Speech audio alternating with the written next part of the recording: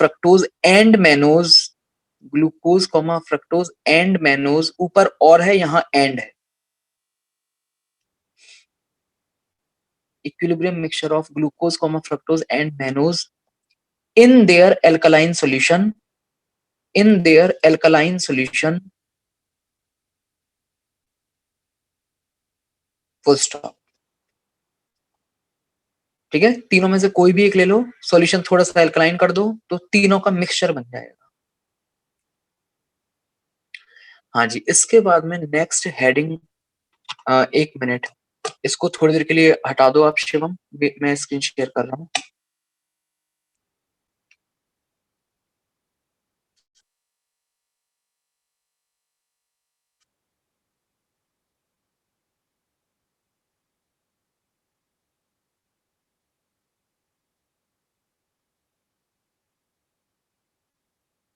हाँ जी, अगला टर्म आ रहा है हमारे पास में एनोमेरिक कार्बन।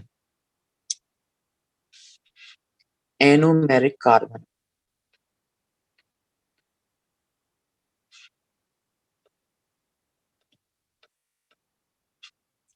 क्या मतलब होता है? एनोमेरिक कार्बन का एक नया टर्म आप लोगों के सामने आ रहा है, पहले तो समझ लीजिए एनोमेरिक कार्बन होता क्या है। लिखो, those cyclic carbon, those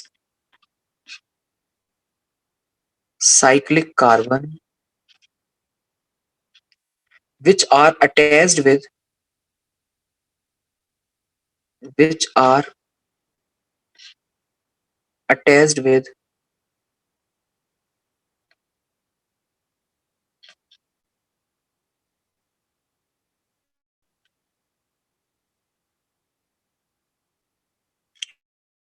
two oxygen atoms,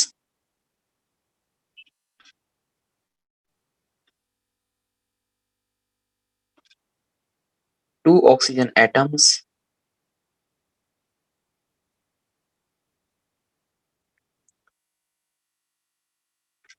and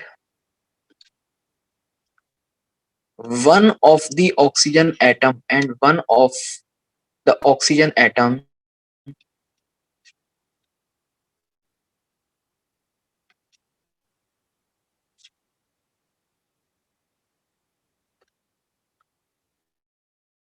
is member of ring,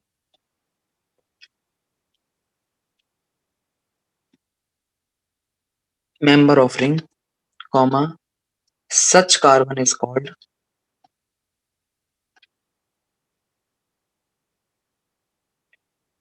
anomeric carbon, anomeric carbon। समझिए जरा क्या कहना चाह रहा है।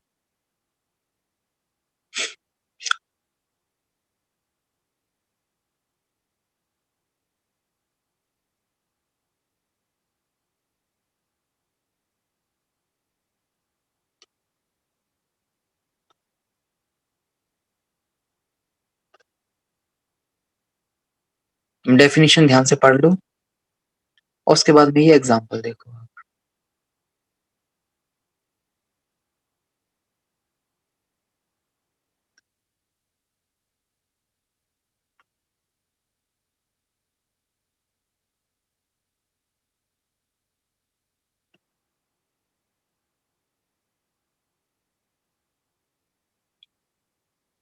हाँ जी, ध्यान से देखिए डेफिनेशन क्या कह रहा है।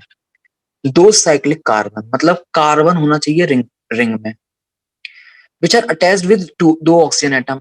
कार्बन रिंग में होना चाहिए और दो ऑक्सीजन एटम के साथ अटैच होना चाहिए। ध्यान से देखिए ये वाला जो कार्बन है हमारा, दिस कार्बन, ये रिंग का एक कार्बन है और दो ऑक्सीजन के साथ अटैच है, नहीं है? बिल्कुल है। ऐसे ये वाला जो कार्बन है रिंग के दो, रिंग रिंग का कार्बन है और दो ऑक्सीजन के साथ अटैच है। ऐसे इस वाले कार्बन को आप देखिए, रिंग का कार्बन है और दो ऑक्सीजन के साथ अटैच है। कह रहा है दो ऑक्सीजन के साथ अटैच होना चाहिए और उन दो ऑक्सीजन में से एक oxygen, one of the oxygen क्या होनी चाहिए? मेंबर ऑफ रिंग होनी चाहिए। जिस रिंग का वो कार्बन मेंबर है वो ऑक्सीजन भी उसी रिंग की मेंबर होनी चाहिए। आप देख सकते हो यहाँ पर ये वाली ऑक्सीजन, इस केस में ये वाली ऑक्सीजन और इस केस में ये वाली ऑक्सीजन, ये रिंग की मेंबर है। तो अगर ऐसी सिचुएशन है तो फिर आपके पास में ये जो कार्बन है जिसको मैंने सर्कल किया हुआ है वो क्या हो जाएगा आपका एनोमेरिक कार्बन। और ध्यान से देख के बताइए ये आपका एनोमेरिक कार्बन जो हुआ ये एनोमेरिक कार्बन आपका कायरल हुआ या नहीं हुआ? जैसे इसी वाले केस में देख लो, इस वाले केस में ये एनोमेरिक कार्बन है नहीं, है सर। ठीक है। तो इसके दो आइसोमर पॉसिबल हैं, एक तो जो आपने ऊपर बनाया है वो, और एक दूसरा कौन सा जिसमें OH तो कर दो आप ऊपर और H कर दो नीचे। तो ध्यान से देखो इस वाले कंपाउंड में यहां काफी सारे कार्बन हैं, इन पे भी डिफरेंट डिफरेंट ग्रुप हो सकते थे, लेकिन अगर मान लो सिर्फ इस वाले कार्बन का कन्फिग्रेशन चेंज हुआ है बाकी सब कुछ सेम है, तो ये एपीमर की कैटेगरी में आएंगे या नहीं आएंगे? अगर बाकी में आपने कोई छेड़छाड़ नहीं की, बाकी कार्बन भी कायरल हैं, बाकी सब एज इट इज हैं, सिर्फ इस एक एनोमेरिक कार्बन पे हमने क्या कर दिया है कन्फिग्रेशन चेंज कर दिया है, तो बताइए ये एपीमर की कैटेगरी में आएंगे नहीं आएंगे? Yes sir. आएंगे सर। बोलो आएंगे सर। आएंगे। यस सर और आएंगे। ऐसे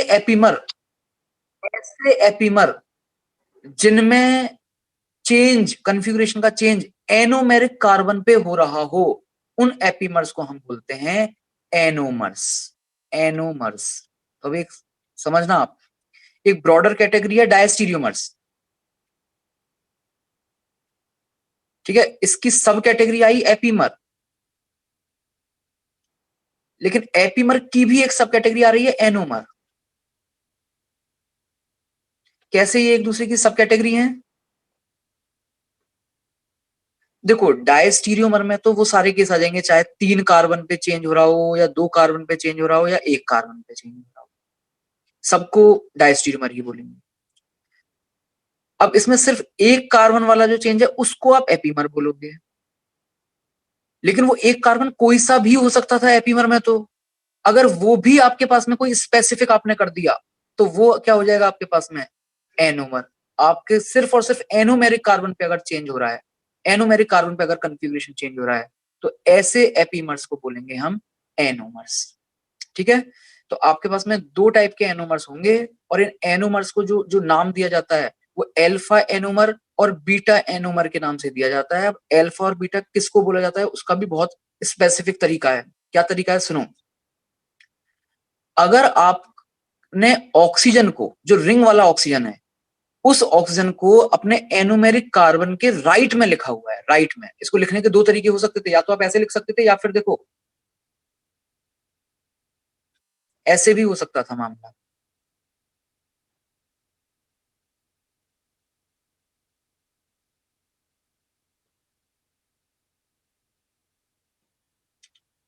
इस बार एनोमेरिक कार्बन के लेफ्ट में है ऑक्सीजन, इसमें एनोमेरिक कार्बन के राइट में है ऑक्सीजन, दोनों पॉसिबिलिटी है। तो सिर्फ इसके हिसाब से हम डिफाइन कर रहे हैं क्योंकि वो फिर रिवर्स हो जाएगा, इसके हिसाब से बस डिफाइन किया जाता है कि अगर आपका एनोमेरिक कार्बन ऑक्सीजन रिंग वाले ऑक्सीजन के राइट में है तो उस टाइम आप ये देख लो कि जो दूसरा ऑक्सीजन है वो ऊपर आ रहा है या नीचे आ रहा है। अगर वो ऑक्सीजन आपका नीचे आ रहा है तब तो उसको बोल दिया जाता है अल्फा एनोमर, और अगर ऊपर आ रहा है तो उसको बोल दिया जाता है बीटा एन। लेकिन अगर मान लो इस तरीके की सिचुएशन है, इसमें मामला उल्टा हो जाएगा। कैसे? इसमें अगर नीचे आ रहा है तो अल्फा नहीं बोला जाएगा, तब इसको बोला जाएगा बीटा।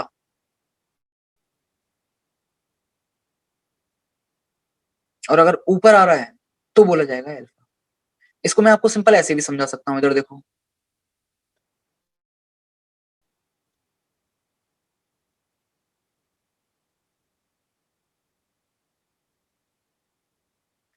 ये जो कार्बन है इसका कन्फिग्रेशन क्या हुआ, अल्फा या बीटा, जो अभी हमने पढ़ा है उसके हिसाब से? अल्फा। अल्फा। आज इसकी मिरर इमेज बनाइए, क्या होगा मिरर इमेज में? बस ये राइट की तरफ।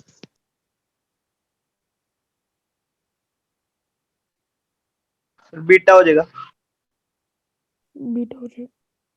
यस अगर सर। आपने चेंज करना है तो फिर वो अब अल्फा तो रहेगा नहीं, तो बीटा हो जाएगा ना नीचे वाला। तो ऐसा है कि नीचे वाला जो है वो अल्फा होता है, लेकिन कब होता है वो स्पेसिफिक है। OH ऑक्सीजन अगर नीचे है तो वो अल्फा होता है, लेकिन कब होता है? जब आपके पास में एनोमेरिक कार्बन ऑक्सीजन के राइट में हो। अगर ऑक्सीजन के लेफ्ट में है तो फिर नीचे वाला अल्फा नहीं होगा, उस केस में वो बीटा हो जाएगा।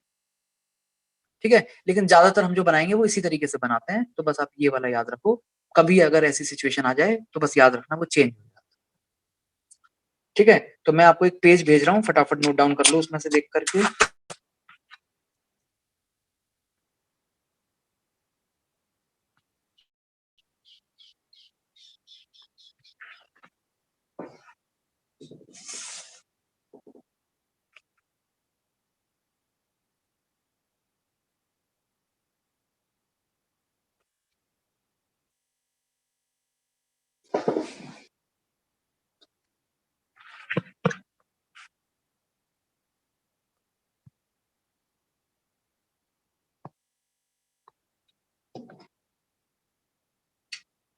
शिवम शेयर कर देना।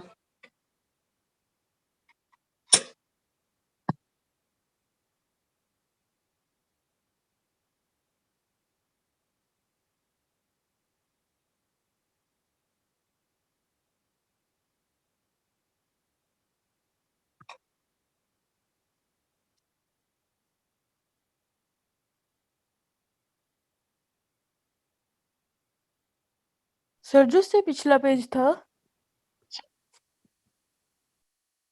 सर, वहां पे डी नेगेटिव वो लिखा होता फ्रक्टोज। सर वो तो एल नेगेटिव फ्रक्टोज नहीं होता?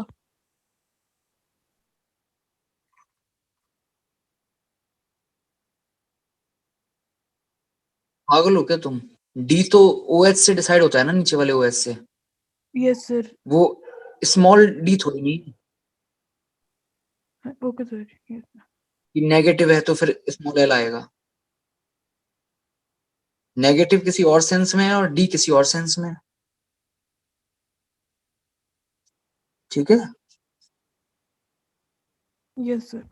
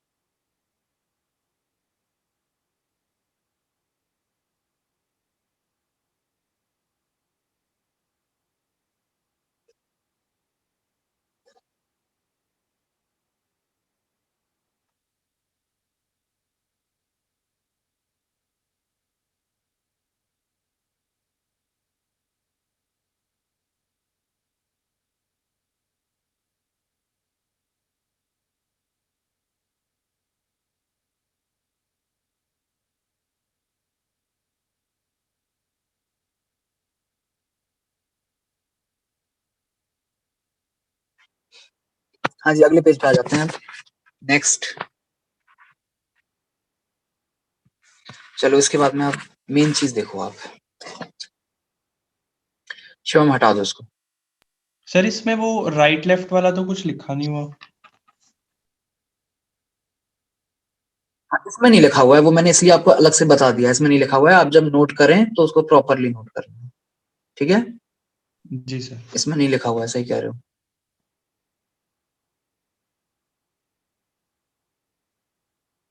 इसमें एक्चुअली सीधा सीधा वो लिख दिया जो जनरली मिलेगा, है ना, बट दूसरे तरीके से भी मिल सकता है, तो हमें पता होना चाहिए।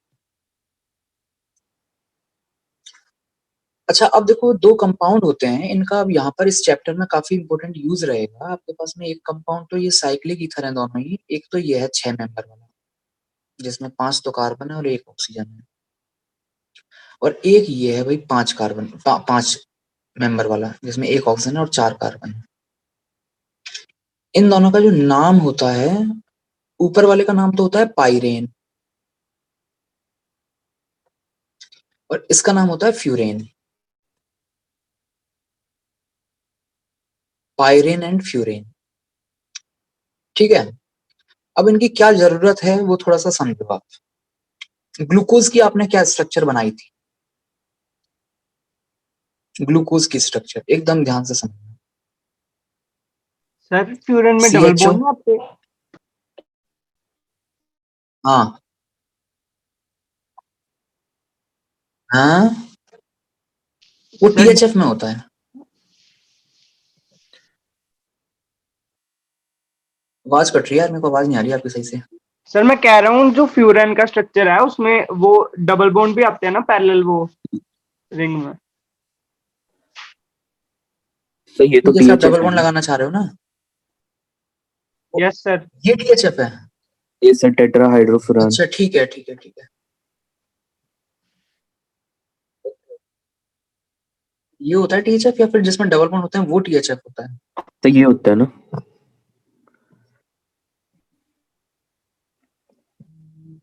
ये है THF, ठीक है ठीक है ठीक है। मतलब हाँ बिल्कुल सही कह रहे हो आप। फ्यूरेन एक्चुअली ये होता है, और जब फ्यूरेन में आप 4 हाइड्रोजन और ऐड कर दोगे तब फिर वो THF बन जाता है। तो ये जो लिखा हुआ है सही बात है, ये THF टेट्राहाइड्रोफ्यूरेन है, ठीक है। ये तो है फ्यूरेन और ये है THF टेट्राहाइड्रोफ्यूरेन।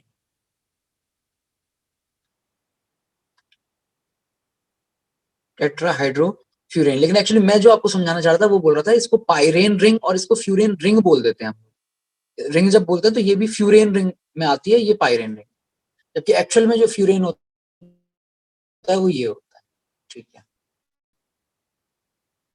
हाँ जी, ग्लूकोज में आपको चारों कार्बन का कॉन्फ़िगरेशन याद करना पड़ेगा क्योंकि बिना ग्लूकोज के काम चलेगा नहीं।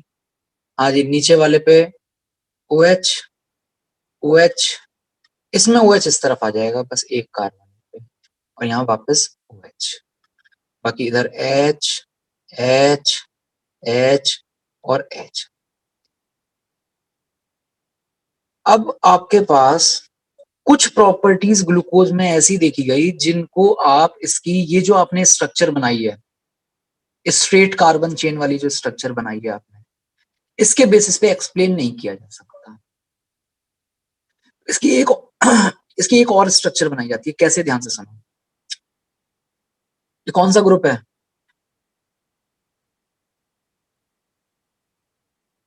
एल्डिहाइड, और ये सब क्या लगे हुए हैं, OH OH OH OH, alcohol. Alcohol. याद कीजिए चैप्टर कार्बोनिल कंपाउंड वाला, एल्डिहाइड कीटोन की न्यूक्लियोफिलिक एडिशन रिएक्शन में चौथे नंबर की रिएक्शन विद एल्कोहल, जिसमें हमने क्या बनाए थे, एसीटेल, हेमी एसीटेल, कीटेल और यस सर, हेमीटेल। हेमीटल यस। मतलब एल्डिहाइड जो है वो एल्कोहल के साथ रिएक्शन करता है, यस सर। तो यहां पर भी होगी वो रिएक्शन। कैसे होगी, ऑक्सीजन का लोन पेयर न्यूक्लियोफाइल की तरह इस वाले कार्बन पे अटैक करेगा।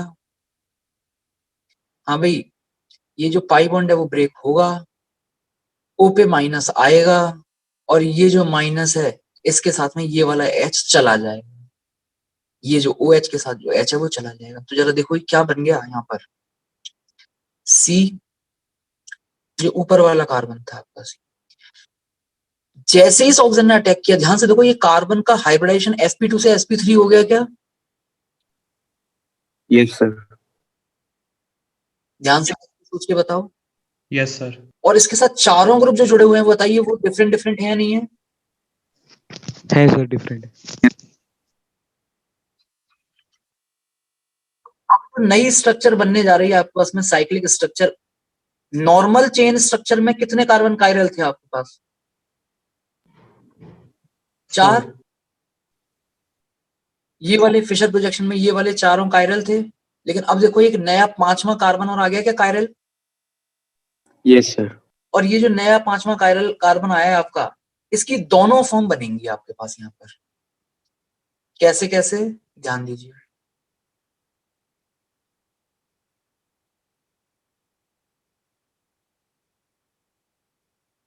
आराम से समझना इसको।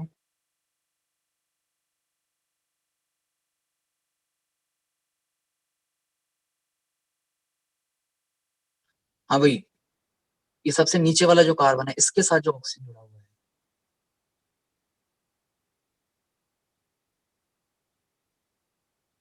ये ऑक्सीजन आपके पास में अब ऊपर वाले कार्बन के साथ जुड़ चुका है,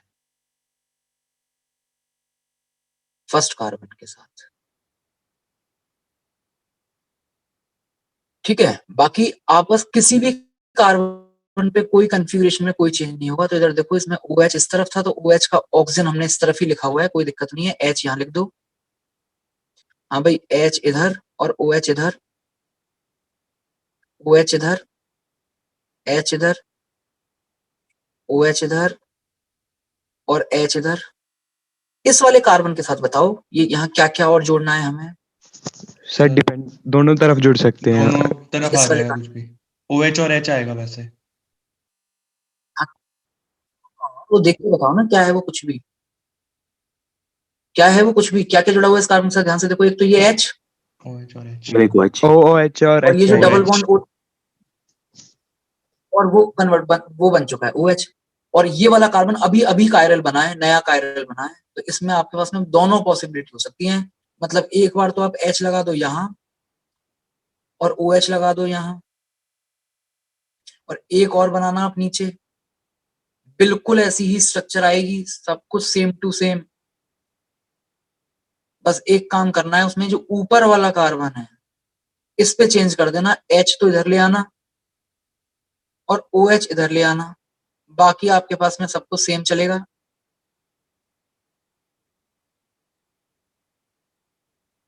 अब ध्यान से देखो, ये वाले केस में जो आपस में रिंग बन रही है, वो रिंग बताओ कितने कितने मेंबर की बन रही है। अच्छा, एक चीज ध्यान देना, ये कार्बन नहीं है भाई, ये केवल आपको समझा, ये कार्बन और कार्बन नहीं है, ये तो केवल इसके साथ कनेक्ट किया है मैंने ऑक्सीजन के साथ में। These two are not carbon। 6 membered. बताइए रिंग कितने मेंबर की बनी? 6 मेंबर 6 रिंग। member।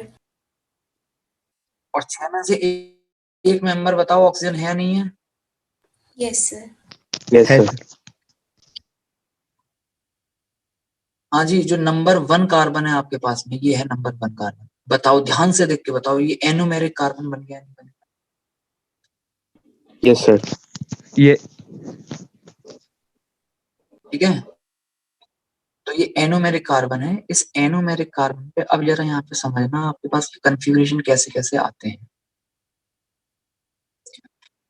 इसमें हम ये जो H जो इस तरफ है, इसको हम लिख रहे हैं यहाँ पर नीचे, इसको लिख रहे हैं ऊपर OH।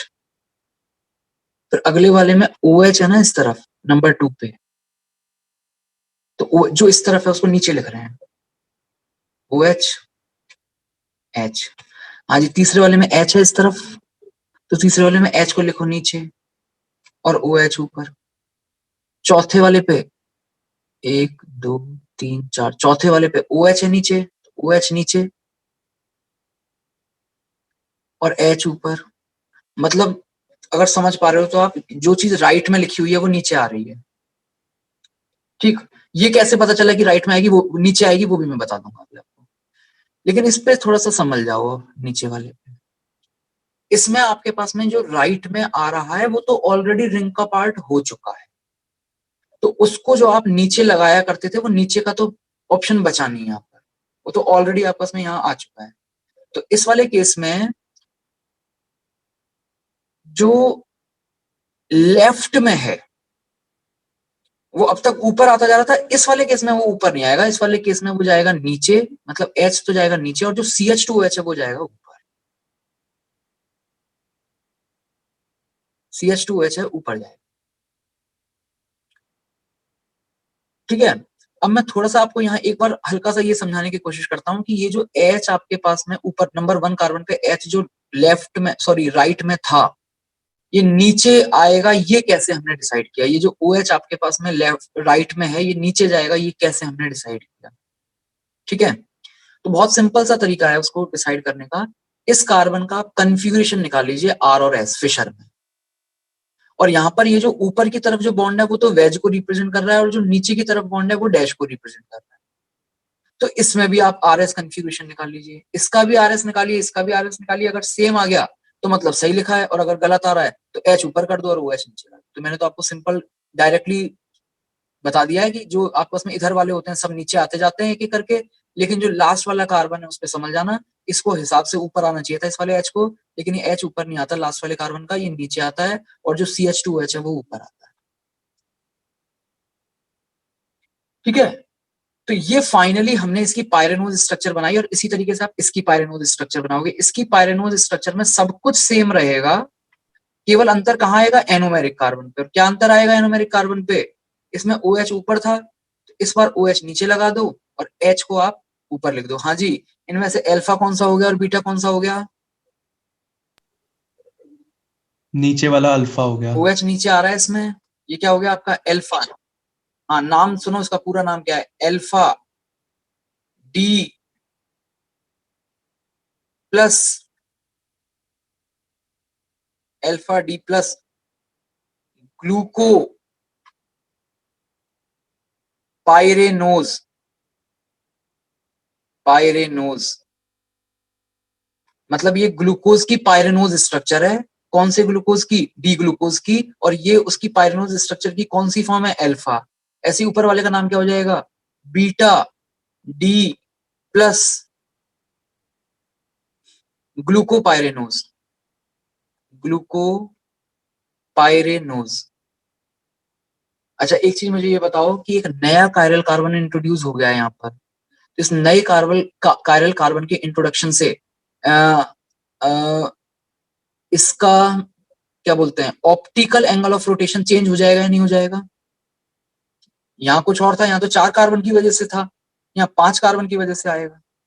तो डिफरेंट होता है। जो आपने बीटा बनाया है इसका स्पेसिफिक एंगल ऑफ रोटेशन यानी अल्फा जो होता है वो होता है आपके पास में प्लस में 90 डिग्री, प्लस 90 डिग्री। और ये जो आपके पास में आपने अल्फा बनाया है, अल्फा वाली फॉर्म, इसका जो स्पेसिफिक, ये वाले नीचे वाले अल्फा का मतलब कुछ और है, इसका मतलब है स्पेसिफिक एंगल ऑफ रोटेशन, इस अल्फा का मतलब है एनोमर। हाँ, नीचे वाले का अल्फा जो होता है वो होता है प्लस में 112 डिग्री। ठीक, लेकिन जब ग्लूकोज के एक्वस सॉल्यूशन का अल्फा निकाला जाता है तो वो आता है आपके पास में 52.48 डिग्री। मतलब उसमें ये भी होता है और ये भी होता है, और फिर जो आपके पास में आता है वो 52.48 आता है। तो ऑब्वियसली कुछ परसेंटेज ये रहता है और कुछ परसेंटेज ये रहता है। अगर आपको इन दोनों का अल्फा पता है और मिक्सचर का अल्फा पता है तो आप इन दोनों की इंडिविजुअल परसेंटेज मतलब मुझे बता सकते हो क्या कितनी कितनी होगी? एक बार ट्राई करना जरा, परसेंटेज बताना कितनी कितनी होगी।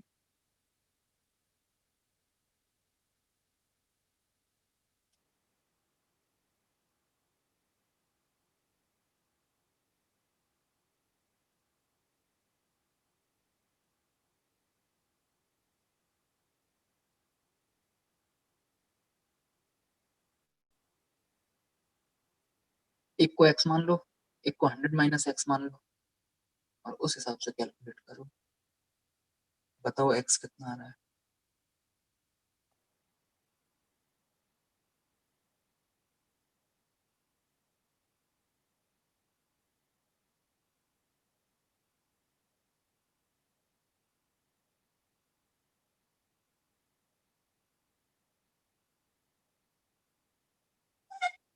सर पहले वाला 64%, दूसरे वाला आ जाएगा मेरे पास 36%।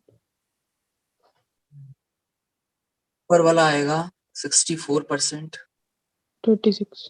और नीचे वाला आएगा आपका 36%।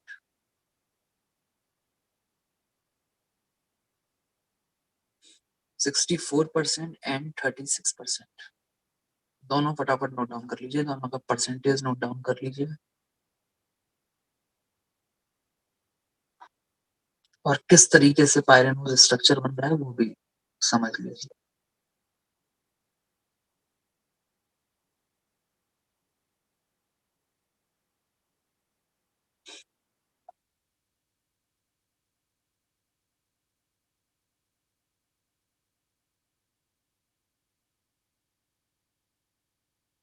सीधा सीधा सा तरीका है, जो राइट में है उनको नीचे ले जाइए except for the last carbon.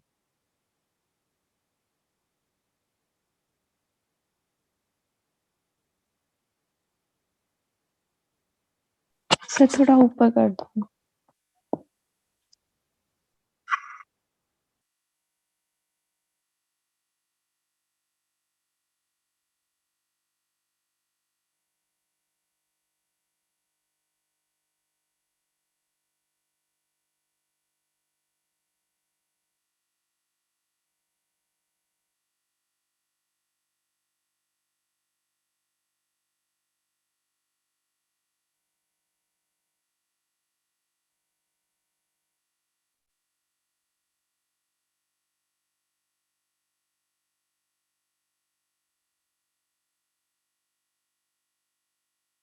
तो ये क्लियर है? यहां तक बढ़े आगे?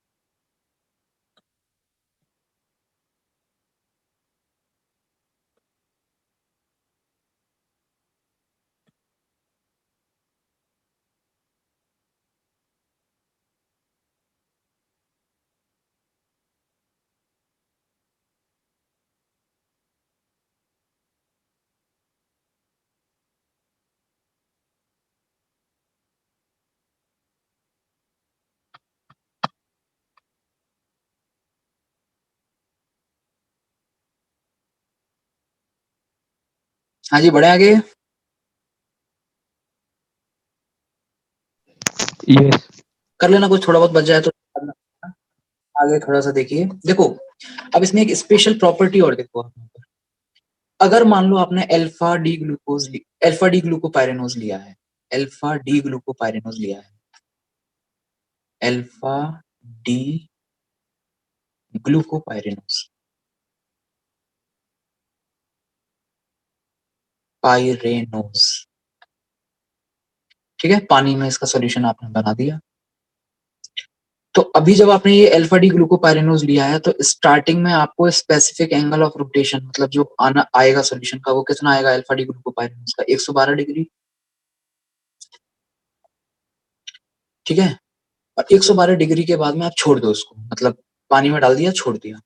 थोड़ी देर बाद आप चेक करो, होगा क्या कि ये जो अल्फा डी ग्लूकोपाइरेनोज है ये बेसिकली एक इक्विलिब्रियम अपना रहता है इसका, मतलब यहाँ पर ये जो इससे ये बना था तो ये एक इक्विलिब्रियम वाली रिएक्शन है, तो ये वापस अपनी ओपन चेन स्ट्रक्चर में आ सकता है, मतलब आ सकता क्या, आता है, ओपन चेन स्ट्रक्चर में आता है।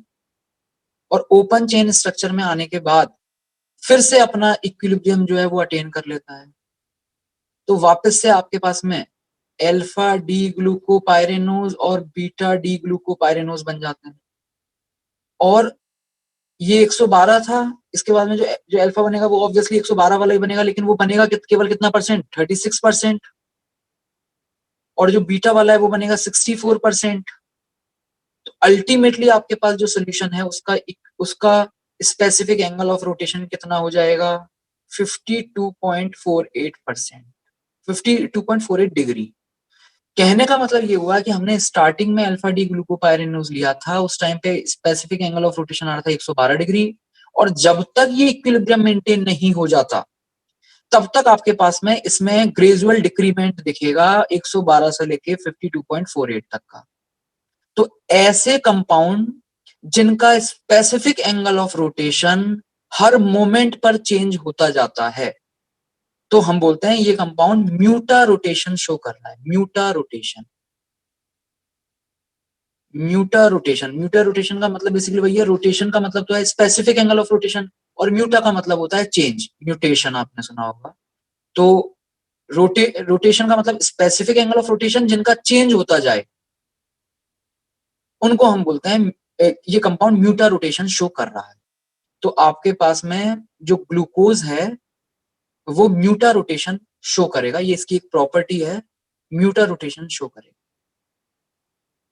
ठीक है, तो अगली लाइन में आप लिखिए म्यूटा रोटेशन, रुको मैं एक टिक सेंड कर रहा हूं, इसके हिसाब से लिखूंगा।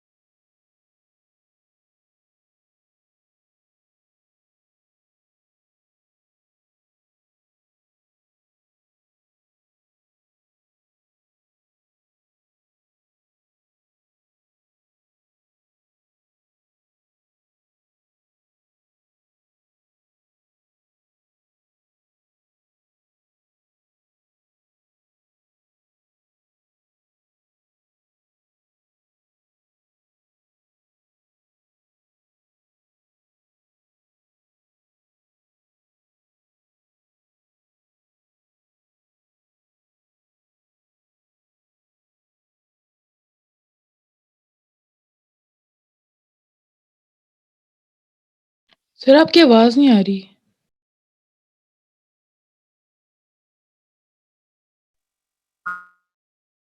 शिवम क्या कह रहे हो, आवाज कट रही है, फिर से बोलो।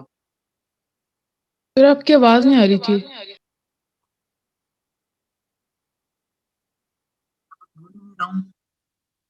मैंने आपसे कहा है कि इसमें जो म्यूटा रोटेशन वगैरह जो लिखा हुआ है वो आप एक बार लिख लीजिए और नीचे वाला नोट लिख लीजिए। और ये जो यहाँ नीचे ये बीच में जो समझाया हुआ है तो वही है जो मैंने डायरेक्टली अल्फा डी ग्लूकोपाइरेनोज लिख करके और वैसे बता देते हैं, यहाँ पूरी स्ट्रक्चर के साथ समझाया हुआ है, तो वो तो आपको वापस स्ट्रक्चर लिखने की कोई जरूरत नहीं है, डायरेक्टली वैसे लिख सकते हो। लेकिन ये नीचे वाला नोट पे थोड़ा सा ध्यान देना आप एक बार, नीचे वाला जो नोट है क्या कह रहा है कि all those carbohydrates which have OH group at anomeric carbon, anomeric carbon में पे जिन जिन कार्बोहाइड्रेट में OH ग्रुप होगा, सब में नहीं होता है, अभी हम आगे देखेंगे, कईयों में होता है कईयों में नहीं होता है यार, लेकिन जिन जिन में होगा वो सारे के सारे आपके रिड्यूसिंग शुगर होते हैं, रिड्यूसिंग शुगर होते हैं, इसका मतलब कार्बोहाइड्रेट में रिड्यूसिंग शुगर होंगे, वो बेसिकली वो रिड्यूस करेंगे किसको, फेलिंग सॉल्यूशन को और टॉलेंस रिएजेंट को। याद है, जरा थोड़ा सा याद करो, फेलिंग सॉल्यूशन को और टॉलेंस रिएजेंट को कौन कौन रिएक्शन करता था, कौन नहीं करता था? सर एल्डिहाइड रिएक्शन एल्डिहाइड करता था, कीटोन नहीं करता। कीटोन नहीं करता। करते थे, कीटोन नहीं करते थे, लेकिन उसमें कीटोन में भी आप याद करो कुछ कुछ कंडीशन बताई थी, alpha hydroxy alpha hydroxy hydroxy वाली कुछ कंडीशंस बताई थी, याद? फॉर्मिक एसिड वाला एक। फॉर्मिक है। हाँ अल्फा हाइड्रोक्सी, हाँ अल्फा हाइड्रोक्सी वाले करते थे, है ना? हेमीएसिटल भी। हेमी एसिटल भी करते थे। बिल्कुल, हेमी एसिटल भी किया करते थे। सर हेमी एसिडल खाली नहीं तो टॉलेंस हेमी के साथ एसिटल तो करते एक्चुअली इसी थे, वजह से, बेसिक मीडियम होता था वहां पे। हाँ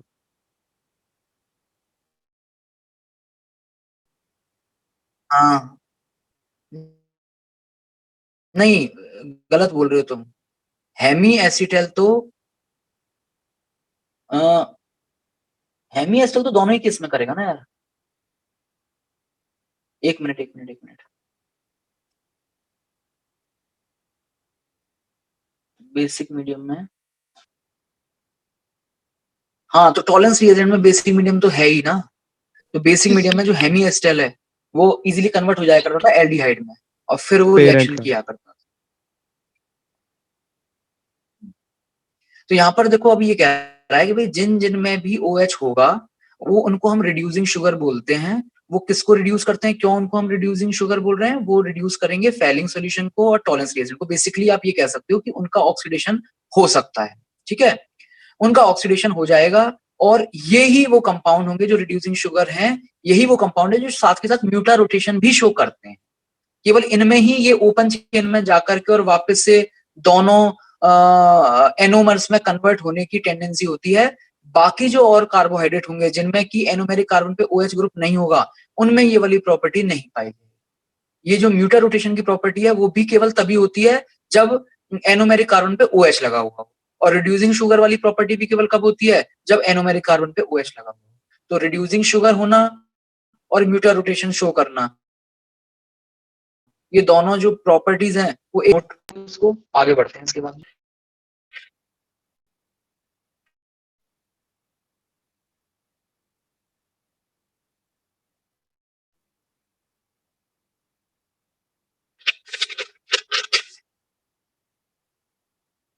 हाँ जी, इसके बाद में हम बात करेंगे ओसाजोन फॉर्मेशन। ये ओसाजोन फॉर्मेशन क्या है ये भी समझो। नोट लिख लिया होगा ना, नीचे वाला हटा दो। Yes sir.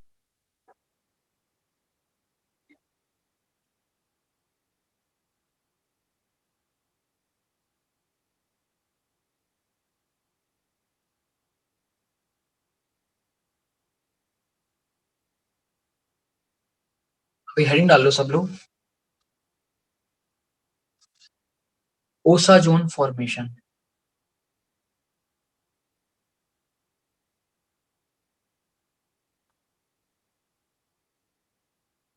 ओसाजोन फॉर्मेशन क्या है? ओसाजोन फॉर्मेशन समझो। CHO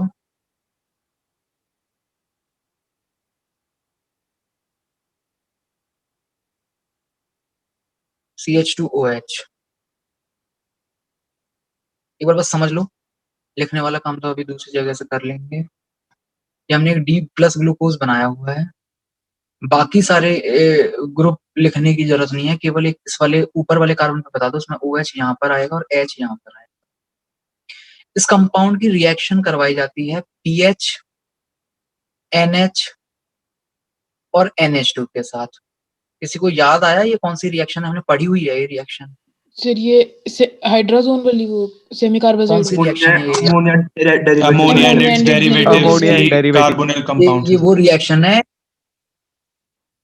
ammonia and it's derivative के साथ होती थी जो रिएक्शन, और यहाँ हमने अमोनिया का डेरिवेटिव क्या लिया है? Phenyl hydrazine. इस कंपाउंड का नाम है फिनाइल हाइड्रोजीन। क्या होगा जब फिनाइल हाइड्रोजीन के साथ रिएक्शन करोगे तो हाइड्राजोन जो CHO है उसमें से तो O चले जाएगा और ये जो यहाँ से H2 दो चला- H चले जाएंगे, तो ये बनेगा आपके पास CH, समझना एक second, CH double bond N single bond NH बाकी आपके पास में जो नीचे वाला मामला है वो एज इट इज रहेगा, कोई उसमें चेंज किसी तरीके का नहीं आएगा। बाकी तो हमें दिखाने भी नहीं है, बस केवल इस वाले कार्बन पे OH और H लिख दो। तो आप मुझे बता सकते हो कि ये जो first molecule of phenyl hydrogen आया, फर्स्ट मॉलिक्यूल, ये इस रिएक्शन में किसकी तरह बिहेव कर रहा है? यहाँ इसने किसकी तरह बिहेव किया? क्या काम कर रहा Nucleophile है की ये? न्यूक्लियोफाइल की तरह। एक न्यूक्लियोफाइल की तरह बिहेव कर। आगे बढ़िए।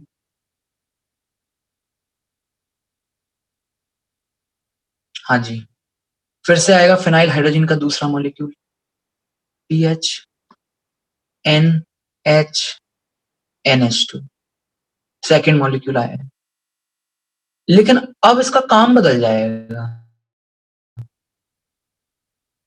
सेकेंड स्टेप में जो काम करता है एजेंट का,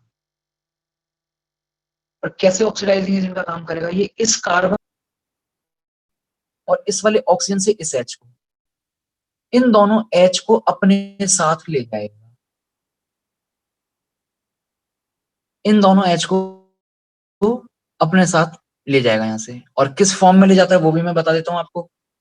यहाँ पर आपके पास में ये वाला बॉन्ड ब्रेक हो जाता है, एक H तो इस वाले N के साथ लग जाता है और एक H इस वाले N के साथ लग जाता है। तो आपस में क्या क्या बन जाएंगे वो भी हमें पता चल गया। क्या क्या बनेगा? एनिलीन और एक सेकेंड, एनिलीन NH2 आएगा, PH NH2, और क्या बनेगा? अमोनिया। ठीक, तो ये तो अलग हो गया दोनों H को लेकर के। बाकी आपस में बचा क्या? CH double bond N, single bond NH, single bond PH। हाँ जी, ये बताइए डबल बॉन्ड O हो गया क्या यहाँ पर?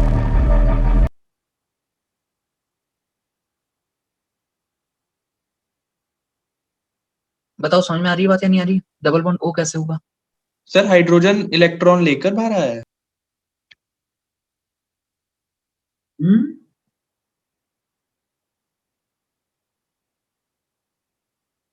आवाज नहीं आ रही है कि मेरी आवाज कट रही है?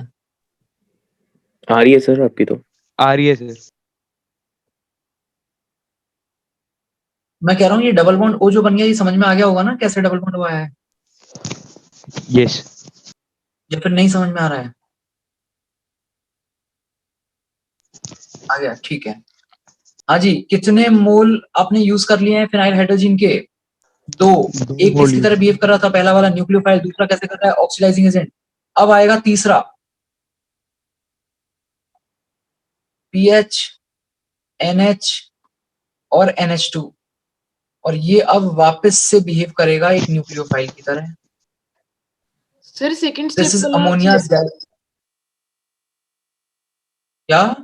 सेकंड स्टेप वाला सिर्फ सेकंड वाले उसको ही करेगा, अल्कोहल को। हाँ, केवल सेकंड वाले को करेगा, केवल और केवल सेकंड वाले।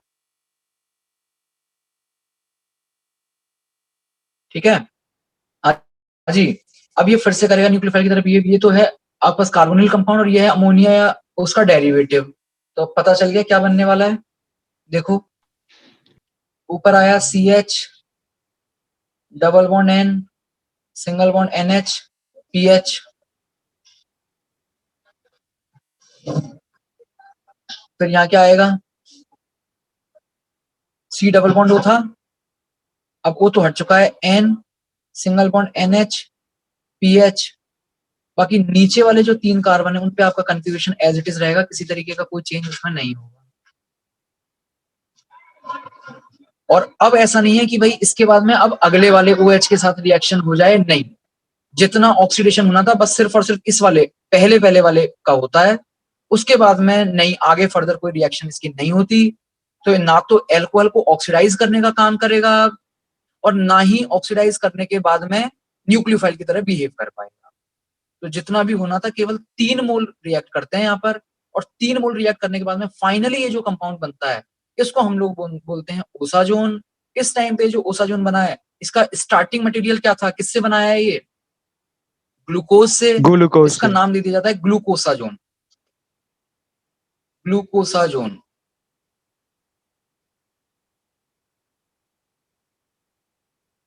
ग्लूकोसाजोन, ठीक है।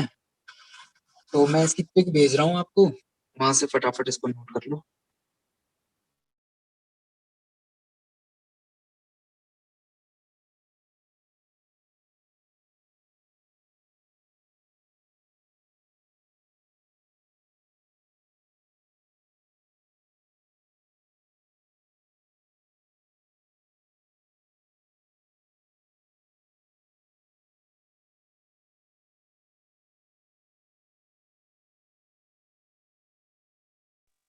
अच्छा, लिखने से पहले एक छोटी सी चीज और सीख लो इसमें। ये जो ओसाजोन जो फॉर्मेशन जो है, ये ओसाजोन फॉर्मेशन आपके पास में बायोमोलिक्यूल का एक बहुत ही इंपॉर्टेंट टेस्ट होता है।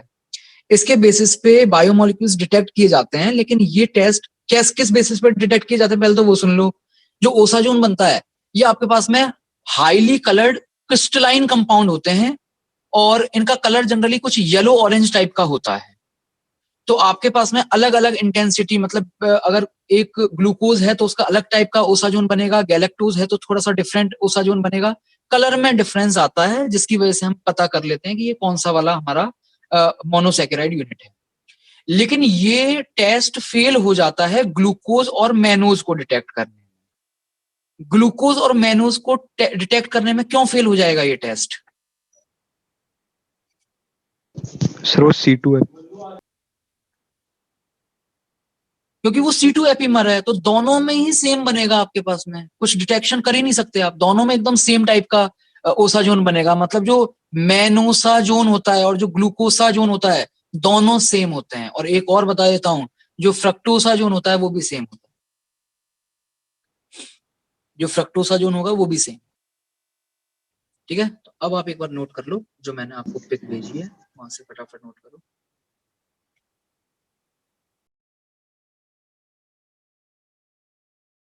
सर फ्रक्टोज में थर्ड वाला कार्बन होएगा या फिर ऊपर वाला कार्बन होएगा?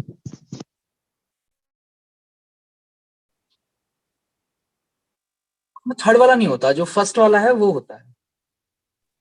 ओके। सर वैसे इसका रीजन क्या है कि सिलेक्टिवली सिर्फ इसी अल्कोहल को करते हैं? सिलेक्टिवली तो नहीं है, देखो बात उसमें ये है कि जो जस्ट बगल वाला है, जहां पर एक बार वो अमोनिया के डेरिवेटिव ने रिएक्शन कर ली, उसके बगल वाले की रिएक्टिविटी वो बढ़ा देता है ऑक्सीडाइज होने के लिए, सर केवल वहाँ बगल वाले की। डिफरेंस नहीं आएगी ठीक है, काफी? अब आप जैसे जैसे नीचे आओगे तो फिर हिंड्रेंस बढ़ता जाएगा, जैसे जैसे नीचे आओगे तो फिर हिंड्रेंस बढ़ता जाएगा, तो फिर आगे फिर रिएक्टिविटी उस लेवल पे नहीं बढ़ा पाएगा कि उसका ऑक्सीडेशन हो पाए। ठीक है, okay sir.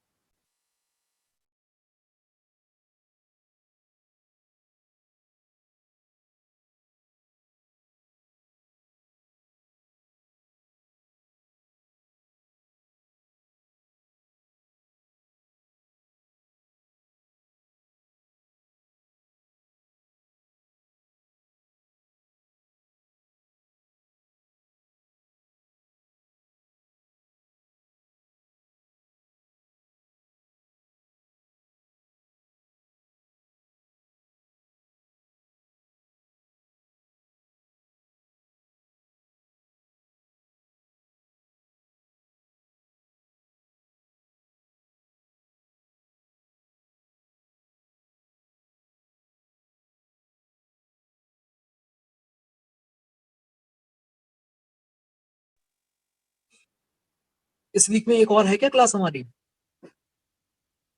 No sir. No sir. Sir ये लास्ट।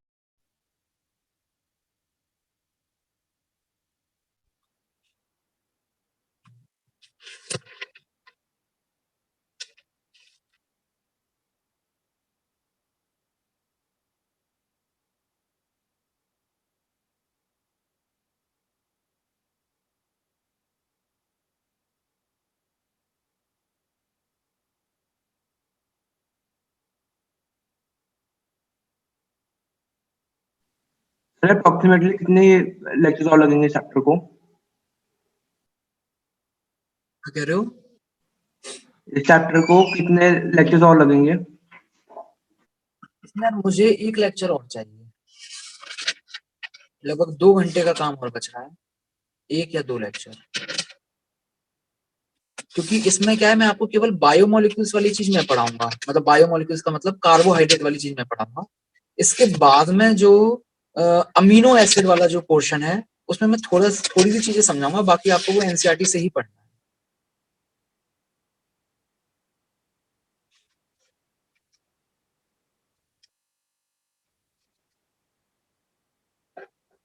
अच्छा, एक काम और करना है आज आपको, एनसीईआरटी उठा करके ग्लूकोज तक का जो मामला है, फ्रक्टोज जहां से उसने स्टार्ट कर रखा है उससे पहले पहले वो पूरा आपको एक बार रीडिंग कर लेनी है, सब कुछ समझ में आता जाएगा। कुछ अगर आपको एक आध लाइन कुछ और ज्यादा अच्छी लग जाती है उसमें, तो अपने इन्हीं नोट्स में आप उनको ऐड कर लेना।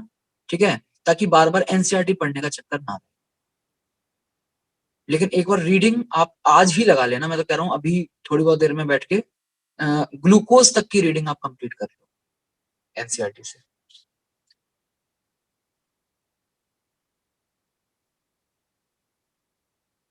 मतलब इवन मैंने जो करवाया है वो आपको ज्यादा ही लगेगा, एनसीईआरटी में उतना नहीं है, बट थ्योरी में कुछ एक दो पॉइंट आपको मिल सकते हैं, वो बस आप ऐड कर लें।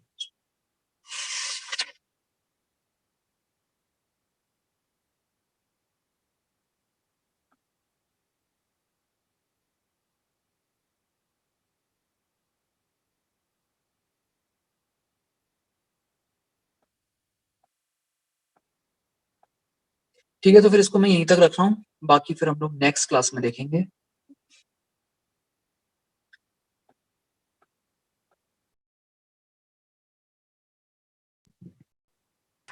एंड कर रहा हूँ इसको। Thank you sir.